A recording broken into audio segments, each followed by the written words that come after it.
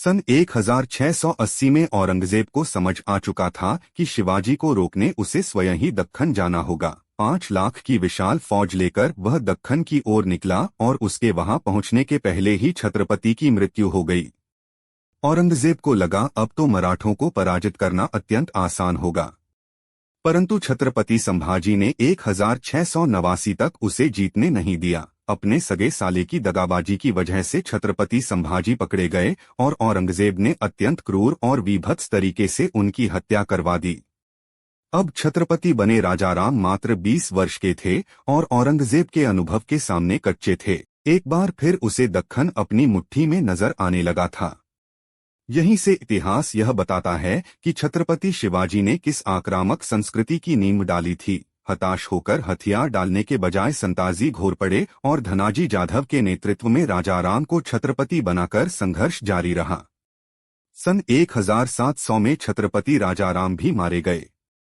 अब उनके 2 साल के पुत्र को छत्रपति मानकर उनकी विधवा ताराबाई, जो कि छत्रपति शिवाजी के सेनापति हम्बीराव मोहिते की बेटी थी, आगे आई और प्रखर संघर्ष जारी रहा। समय पड़ने पर ताराबाई स्वयं भी युद्ध के मैदान में उतरी। संताजी और धनाजी ने मुगल सम्राट की नींद हराम कर दी। कभी सेना के पिछले हिस्से पर, कभी उनकी रसद पर तो कभी उनके साथ चलने वाले तोपखाने के गोला बारूद पर हमले कर मराठों ने मुगलों को बेजार कर दिया। सब लोग इस खौफ में ही रहते थे कि कब मराठे किस दिशा से आएंगे और कितना नुकसान कर जाएंगे।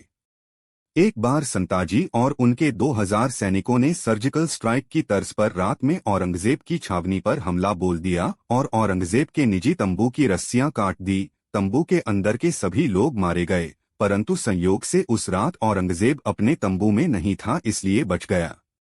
27 साल मुगलों का सम्राट महाराष्ट्र के जंगलों में छावनियां लगाकर भटकता रहा। रोज यह भय लेकर सोना पड़ता था कि मराठों का आक्रमण न हो जाए।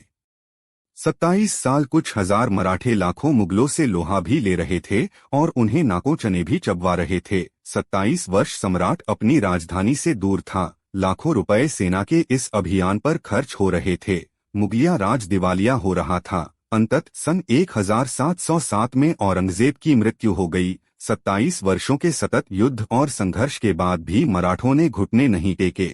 छत्रपति के दिए लक्ष्य की प्राप्ति के लिए हजारों मराठे बलिदान हो गए, लेकिन उन्होंने घुटने नहीं टेके।